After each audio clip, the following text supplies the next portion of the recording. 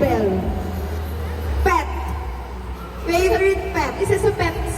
Oo. Madami akong pet. Oh. Ano kaya?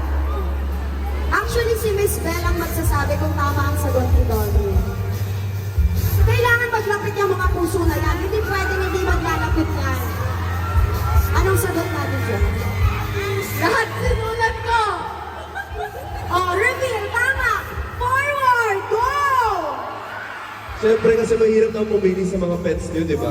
Dapat lahat favorite mo yan. Pero si Cloud kasi, OG yan. Si Cloud ang OG. O ito, dalian pa natin yung question para talagang magkalapit sila. Ano naman ang zodiac sign ni Donnie?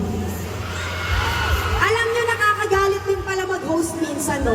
Yung mga Gen Z, ganito na yung mga naglalapit. Nung panahon ko, Jack and Split. Bago ka makalapit, masiraan ka pa talaga ng tadyang. Your answer is... Aquarius! Forward! Class, sobrang close na. Isa na lang magiging close na talaga. O sige. Ay, eto. Para talagang mag-close na to. Ano ang favorite color ni Belle? Ano ulit yan, Miss Belle? Alam mo daw yan.